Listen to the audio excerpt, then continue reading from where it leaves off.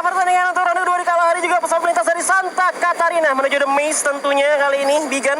Ya, lebih adil ya daripada game yang pertama tadi di Bermuda, di mana pesawatnya agak sedikit lebih ke kiri dan sulit untuk para pemain bergerak menuju ke sebelah kanan dari map. Sementara untuk di kala hari sekarang, pesawatnya benar-benar membelah rata dan setiap tim memiliki areanya sendiri. Bahkan dari DG pun tidak ada gangguan sama sekali, sama seperti sebelum-sebelumnya di Stone Ride. Benar, tapi di Bayfront kita lihat ada dua tim di sini, Siren dan juga First Rider nampaknya yang udah melakukan tembakan juga dari arah Siren. Dan gue kayak melihat dari First Rider cukup pintar untuk menebak di ronde pertama. Mereka langsung ngamanin di arah factory aja. Dan ternyata memang zonanya ke arah sana. Itu membuat mereka benar-benar dapat posisi yang enak banget karena ada di high ground ya. Dan kayak ngebiarin tim-tim di luar yang memang nunggu sampai zona terakhir dan akhirnya pada perang semua. First Rider malah diuntungkan dengan hal itu. Yes, tapi beda cerita sekarang di Kalahari. Justru malah di tempat pertama mereka turun. Di sana sudah mendapatkan gangguan dari teman-teman Siren Esports, yang mana dari Siren sendiri untuk di game pertama itu mendapatkan hasil yang tidak buruk juga. Masih cukup baik untuk awal-awal pertandingan. Bener, tapi gue ngeliat kebiasaan juga untuk di hari ini sama halnya seperti di play-ins ya. Mereka kalau misalkan ngelihat musuh gitu ya, atau tim lain masih cabut dulu untuk ngambil resource lagi. Dan kita juga ngeliat ada MVP di sana, FR Darkol dengan seperti biasa ya. Ini wajah yang kita gak asing banget karena sering banget menjadi MVP, Bigan. Yes, dengan 5 poin eliminasi dan mengumpulkan 3.427 damage satu game saja. Ini artinya kita sudah tahu dari seorang Darkol sendiri itu sudah sangat profesional sekali dengan penggunaan double snipernya ya. Bener, pastinya. Dan bener-bener kayak nyusahin lawan banget. Ya. Dan kalau kita lihat kali ini benar-benar First Rider-nya coba untuk cabut dulu dari Bayfront. Dia nge-looting terlebih dahulu, ngambil resource sebanyak mungkin. Yang pastinya untuk menuju ke arah mid game sama late team. Kayak tadi gue takutnya. Dan juga memang zona-zona ketiga tadi 4 bahkan masih 11 tim. Kayak masih banyak banget. Dan itu kayak apa ya, jadinya itu zona yang bakal kayak ini aja, menyusutkan kayak tim-tim yang bakal main nanti. Jadi kayak tergantung daripada zonanya. Jadi zona menentukan hasilnya nanti. Betul. Zona menentukan hasilnya. Dan memang dari zona juga menentukan kemana mereka akan bergerak. Sekalipun kayak sekarang kita punya pattern dari tengah menuju ke sebelah kanan. Tapi kalau zonanya menarik ke sebelah kiri, tidak mungkin untuk kita bergerak menuju ke sebelah kanan. Itu yang membuat setiap tim bertemu di akhir-akhir pertandingan. Seperti yang lo bilang tadi, zona ketiga, zona keempat, bahkan masih 11 tim ya. Dan menariknya, tim SES itu nggak bermain seperti dia tuh di regular season. Dia masuk zona duluan loh. Dia nggak pakai metanya yang main di luar zona. Padahal kalau misalkan sampai dia pakai hal itu kayak sesuatu keuntungan untuk tim SES sendiri. Karena kayak dia yang udah ngeliat zonanya ya nggak perlu. Dia kayak nggak peduli zonanya bakal ke arah mana. Karena mereka bakal main di luar zona. Tapi kalau misalnya kita lihat tadi, SES-nya udah masuk zona duluan. Sudah masuk zona duluan. Dan kemungkinan ini salah satu pressure ataupun memang karena ini satu hari saja. Bukan lagi regular season. Dimana kalau misalkan di regular season, ketika mereka gagal dengan strategi pertama mereka, di hari selanjutnya mereka bisa menerapkan strategi yang baru. Bener, dan emang kalau misalnya kita ngomongin First Rider sendiri, tim yang habis buya aja, gue bisa ngeliat juga di mana waktu mereka lagi di playoff, play-in, itu bener-bener kayak bener-bener kuat banget timnya. Iya, benar-benar kuat banget. Meskipun dari First Rider itu sendiri sempat terseok-seok di fase regular season, tapi itu dia. Perlu diacungi jempol dengan satu tindakan ataupun tindakan cepat ya bisa kita bilang dari First Rider sendiri ketika memasuki babak playoff, play-ins itu benar-benar menampilkan permainan sangat luar biasa bahkan di luar nalar kita semua. Bener, memang sekompetitif itu untuk Free Fire sendiri dengan poin-poinnya juga, dengan ada divisi 2 membuat game ini makin kompetitif lagi, makin sulit. Dan kita bakal ngeliat standing round aja di mana First Rider berhasil mengamankan poin dengan 19, tapi dengan poin yang sekarang memang benar-benar tipis banget untuk gapnya 19-15. Bahkan kalau misalkan First Rider tusun sekarang bisa kesusul sama yang bawahnya karena Siren cukup mengejutkan juga dan juga Dranix ya. Yang cukup mengejutkan bisa ada di top frag untuk kali ini. Yes, kalau First Rider dalam satu game bisa mendapatkan 19 poin, mengingat ini masih game kedua, tidak menutup kemungkinan untuk dari Sesmizu dan Island of Gods yang kita lihat belum mendapatkan poin sama sekali, bisa mendapatkan 19 poin juga. Bener, kayak kalau misalkan tim mikir kayak yang penting gue gak tusun gitu, yang penting gue gak tusun. Bahkan kalau misalkan mereka harus tumbang di pos keempat juga, itu hitungan tertusun. Nah, ini dia yang terbawa dan juga terapas di mana First Rider sudah terkena tembakan jump sakit dari Onyx Olympus. Rupanya satu orang berhasil take down, tapi Darkol juga tertembakan jump sakit di sana, masih bisa berlindung terlebih dahulu. Ada Kronos coba untuk dipecahkan lagi oleh Zixia, tentunya sedang satu penggunaan Baretta, tapi Darkol menyiapkan satu grenade dilemparkan ke depan meledak, namun masih belum terkena siapapun. Jars sudah melakukan flanking membelah lautan, sudah ada Ada satu glow sudah dipasang di sana, bakal melakukan penyerangan sekarang First Rider yang bakal ditusunkan tentunya oleh para player dari Onyx Olympus, tapi bakal jadi sulit juga untuk Onyx Olympus kalau misalkan mereka terlalu terburu-buru dan tergesa-gesa. Iya, posisinya sebenarnya lebih enak ke First Rider. Mereka punya compound, mereka punya building juga. Sedangkan dari Onyx sendiri meskipun ya mereka nggak ada, dia sebenarnya nggak ada alasan untuk ngajar First Rider sekarang. Iya. Tapi udah nggak bisa cabut juga sebenarnya karena keluarnya open field. Tapi kalau misalkan buat nahan juga takutnya zona berikutnya nggak ke arah mereka, mereka bakal ribet. Jadi mereka bakal coba ngambil teritori dulu sebelum ada third party datang. Betul, sebelum ada terpati di sana, Jars ternyata sudah tertake posisinya, sudah terkena tembakan cukup sakit, masih bisa menggulung mereka gamenya, dan ternyata bahkan harus dikerahkan oleh seorang soldier di bagiannya. Coba dibalaskan, Oni kali ini masuk dengan gloves yang harus dipasang ke depan, tapi cukup sulit juga, di mana Wiza berada di begitu pohon, dan Zixia untuk mundur terlebih dahulu, menarik diri Zixia, masih bisa dipasang satu gloves dan menggulung mereka kembali, sementara Wiza, dan juga ternyata Wiza harus didapatkan oleh seorang ombak dengan tembakan 14 yang mematikan, sulit untuk diselamatkan. Ini menjadi sulit untuk Onyx Olympus dan menjadi boostingan lagi untuk First Rider, tentunya mendapatkan 2 poin eliminasi dan memukul mundur Onyx Olympus. Ya, seperti gue bilang, memang mereka nggak ada alasan sebenarnya untuk ngambil teritorinya First Rider sekarang karena mereka masih di dalam zona pertama dan juga posisi mereka itu kalah sama First Rider karena posisi First Rider itu cukup enak dan aman untuk ada di atas high ground.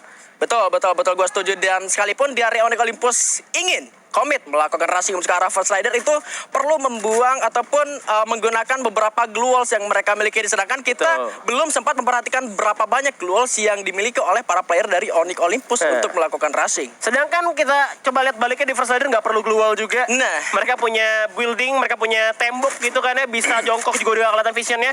Dan akhirnya malah keculik 2 juga. Untungnya Onyx masih bisa selamat ya, nggak tusun untuk kali ini. Karena kalau misalkan lu tusun di poin ini benar-benar nol. Yes, benar-benar nol, seperti apa yang terjadi pada Onyx Olympus dan juga Iron of Gods di game pertama ya. Betul. Posisi 11 dan 12 itu tidak mendapatkan poin sama sekali. Dan kita sudah melihat DG Esports setelah melakukan fast lootingnya di area Stunride, mereka sudah melakukan fast moving juga menuju ke area command post, yang mana ternyata di sana sudah ada Dranix dan Aura masih tidak terlalu jauh di area command post. Bener, bakal coba ngamanin tower raya dari Azriel juga, dan Aura masih main seperti yang hal sama. Kalau misalkan main di Kalahari command post, mereka bakal coba main di luarnya aja sampai kayak ada yang ke pukul dari command post sampai dengan suara tembakan juga. Mereka bisa aja datang tiba-tiba untuk menjadi third party juga ya kan. Rusuh banget kan timnya. Dan untuk kali ini juga masih benar-benar pasif banget. Kita lihat di zona pertama menuju ke zona kedua benar-benar baru keculik 2 orang dari tim Onyx. Dan itu pun karena Onyx yang mulai. Yes, dan menurut gue dengan sepasif ini permainan dari 2 game yang sudah kita jalankan masih bisa gue bilang hal yang wajar, karena dari posisi 1 sampai 12 pun kayak yang lu bilang tadi di awal masih memiliki kemungkinan yang sama, masih memiliki kesempatan yang sama. Belum ada istilahnya dalam tanda kutip nothing tulus. Benar, nothing tulus tuh terjadi biasanya ntar kalau misalkan memang udah di akhir-akhir gitu ya.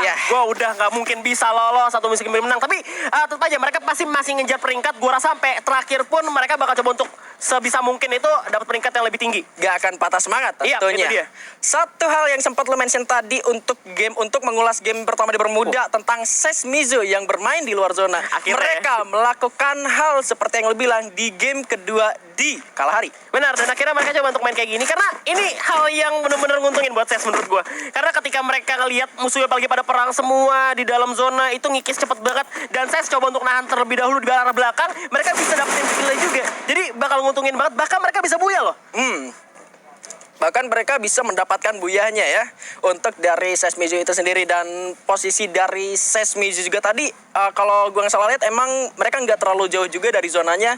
Sama halnya dengan EVOS yang di Bermuda tadi memainkan klasik EVOS-nya sekarang, tapi untuk di Kalahari sudah berada dalam zona. Dan ini dia 3 tim, bahkan ternyata sudah ada 5 karena ada UAV juga di sana. Bion berhasil dapat seorang Borgai di sana dari tim Dranix Esports. Entah dari arah mana seorang Bion berhasil mendapatkan 1 poin eliminasinya. UAV-nya benar-benar jahat, benar-benar jadi kang cepu. Ternyata di sana Heinz berhasil potong Arul dengan tembakan dari AN94-nya berhasil confirm menjadi poin eliminasi di end, karena kalau nggak nge-end nggak Wah, ini udah ada ini juga UAV juga ya, dan UAV udah kelihatan posisi dari adanya DG sama Dranix tuh bisa kelihatan kayak satu squad gitu, kayak satu tim. Bahkan ada Siren juga karena kelihatan merah semua, ada Aura juga. Jadi dari IOU sendiri harus lebih menahan kesabaran. Jadi jangan terlalu emosi untuk ngehajar lawannya. Kayak udah dapat poin kill kayak gitu itu udah lumayan banget. Tunggu sampai musuhnya ada tembakan lagi, kita lihat lagi kira-kira ternyata ini clash, ternyata musuhan. Jadi lu bisa tahu nih, lu bisa nge-flanking dari sisi mana. Yes. Dan dari area command post sendiri belum ada yang mengisi area tower paling atas ya. Monasnya command post kalau bisa gue bilang tuh biasanya selalu ada user sniper yang harusnya berdiri di arah sana. Dan kita melihat ternyata Ses yang masuk ke dalam zona sudah mulai tahan oleh para player dari Aura, di mana Guns dan Deadly merupakan 2 orang dari Ses Mizu. Bakal langsung diras, sudah dinyalakan crownya juga langsung masuk menuju ke pertahanan dari Ses Mizu. Tentunya tembak yang pelimanya masih belum kena, digocek-gocek aja dari Ses Mizu masuk ke dalam rumah. Tentunya Deadly terkenok, masih bisa untuk diselamatkan kembali. Amek juga masuk, tapi dari Ses mencoba untuk menahan terlebih dahulu. Jojonya juga masih menggulung medical kit. Sementara itu ledakan dari 1-2 bom juga sudah mulai terdengar, dan Ses berhasil mendapatkan satu obstacle-nya. Masih bisa mencoba untuk menyerang balik ke arah Aura. Oleh pasangan serang atas dengan yang menembak, dapat satu orang. Fa dari sana tersungkurkan, terkena knockdown. Mau di end, tapi masih cukup sulit juga. Masih ada Amek juga membalaskan, tapi Amek juga tersungkurkan. 2 orang terakhir dari Aura Esports kali ini, Guns yang berada di tower dan juga 1 orang Deadly yang cukup sulit untuk membackup teman-temannya. Itu launchpad yang hafalan banget. Mereka dapat satu rumah juga, dan kalahnya tadi karena ada double factor lawan MP5. Dan kayaknya masih war lagi kali ini karena Ses bakal naik ke atas tower. Malah diras balik kali ini. Auranya menabang di atas tower, langsung dihajar bisa-bisan oleh Ses. Tapi Guns dapat 1 orang Thanos, dikenakan begitu saja.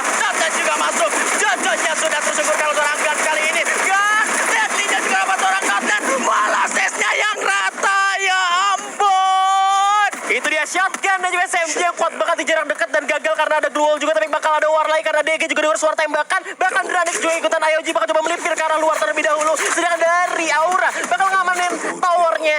Tuh kita cukup sabar karena udah dapetin 4 koin eliminasi juga.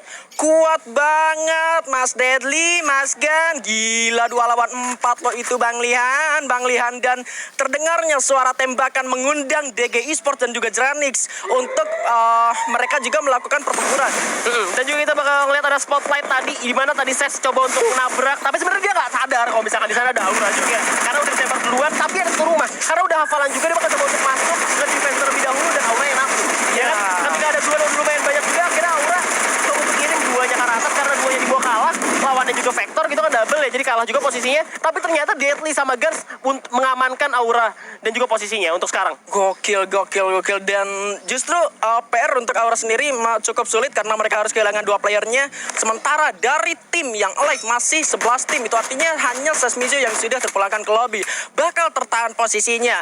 Ada tim DG Esports yang sudah mendapatkan 1 poin eliminasi ternyata. Bakal menahan pergerakan dari tim Aura Esports yang bakal masuk. Sementara IOG dan juga Dranix masih juga sama-sama menahan pergerakannya. Tapi pemilihan senjata juga dari Deadly dan juga Guns, nuker senjatanya sama double vector itu udah kayak ngundang banget buat jarak dekat. Ayo kalau misalnya kita mau tarung, kita jarak dekat aja. Kita nggak perlu untuk ngikut jarak jauh karena kita juga tahu gitu. Semua tim yang lagi main bakal coba untuk bertahan sampai akhir zona banget, dan kita bakal coba untuk dapat close range combatnya. Jadi kayak double vector bakal diuntungkan banget. Double vector bakal diuntungkan banget, apalagi seorang Deadly mengundang tim-tim yang lain untuk melakukan jarak dekat. Sementara Iki di arah lain berhasil melakukan seorang Justin dengan VSS-nya langsung dipulangkan sekarang lobby. First Rider masih mendapatkan zonanya, tapi ketemu lagi sama Onyx di sana. Tayo juga harus dipulangkan ke lobby.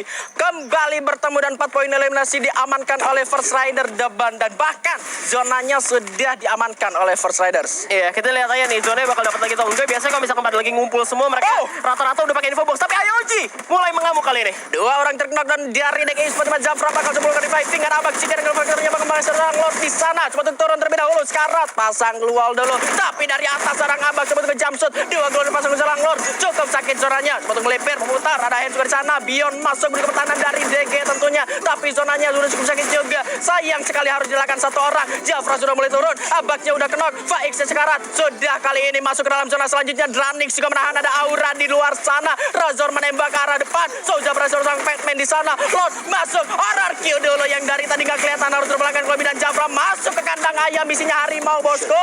Terpulangkan ke lobby. Island of Gods masih hidup. Sementara di sana Dranix pun dieliminasi posisi ke-8. Sementara Siren juga menahan pergerakan dari Aura yang dipulangkan di posisi ke-7.